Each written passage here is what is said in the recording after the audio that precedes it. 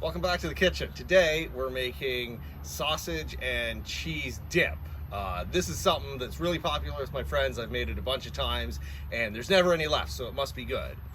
There's only a few ingredients: sausage, salsa, cream cheese, and shredded cheese or block cheese, whatever you want to use. It's super easy to make, and I'm starting on the barbecue mostly because it's a really nice day out and I want to be outside. So I got a cast iron pan heating up, and I got a package of sausages here, made in Canada. I'm going to use 2, maybe 3 of these, and I'm just going to cut them open and use just the meat from them.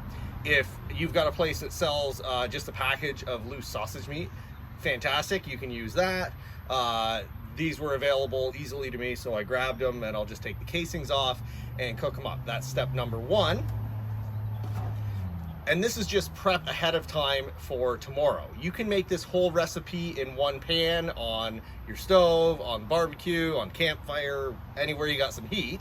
And just keep adding, right? Cook the sausage and then add the other ingredients later. What I'm gonna do is cook the sausage up tonight, and then tomorrow I'm gonna throw it all in the slow cooker and let the cheese melt, because at that point you're really just heating it up and melting cheese, and it'll be really good when my friends get here. Okay, so we're like a minute in and this is already starting to look really good and it smells amazing.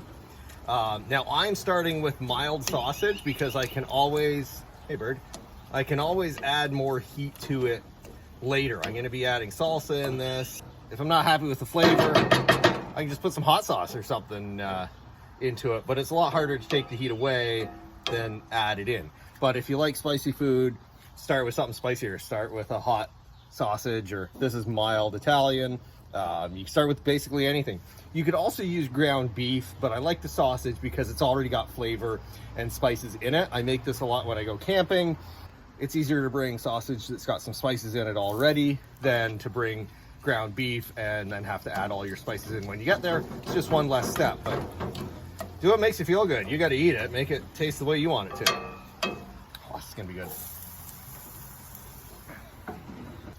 Okay, we're coming along really nicely. Basically, you got to cook this until all the pink is gone. Like, see, there's some pink right in there, So this has a few more minutes, and then it's going to go in the fridge until tomorrow.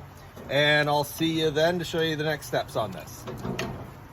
Okay, it's the next day. I'm in the garage now because it's pouring rain outside. It has rained all day.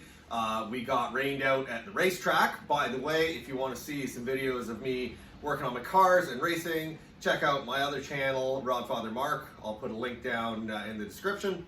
Anyways, we're gonna have the party in here, having a couple drinks and some food in the garage is an awesome way to spend a Saturday night. So I got my little crock pot out here. I'm gonna throw all these ingredients in, and we're gonna have some dip in about an hour and a half, which is when everyone's gonna show up. So in goes our sausage meat from yesterday.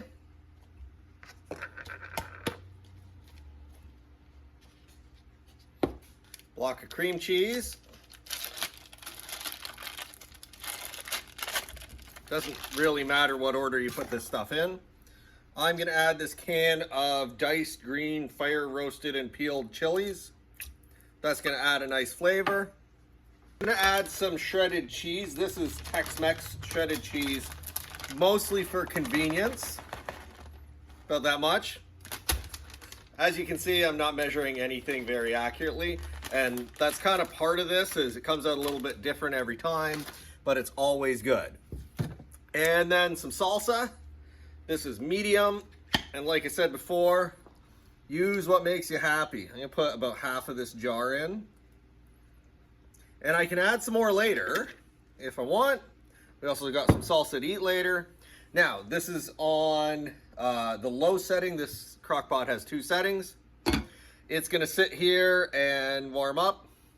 Everything's already cooked. There's nothing that needs to cook in here. So once all the cheese is melty and mixed together, it's gonna be dip. So we'll be back in a little bit. Okay, here we are. This is smelling great. It needs a stir. You can see that it's starting to, the cheese is starting to melt. Everything's coming together. This is gonna be really good. So this cream cheese needs to be broken up. I should have cut this up a little bit. That would have helped it melt faster instead of putting it in one big block, but that's okay. All this liquid is going to incorporate Once the cheese gets all melted, it's gonna be fantastic. So this is exactly how we want it to look, nice and thick. The cream cheese, it just needs a little stir because it's pretty well all melted. I'm gonna turn this down to the lower setting, otherwise it'll start to burn around the outside. And my friends will be here in a bit, so they'll tell me whether it's good or not, but I've made this a bunch of times and it's never been bad. So, if you like this recipe, give it a like, and I'll keep doing videos like this, and hit subscribe so you don't miss the next one. See you next time in the kitchen.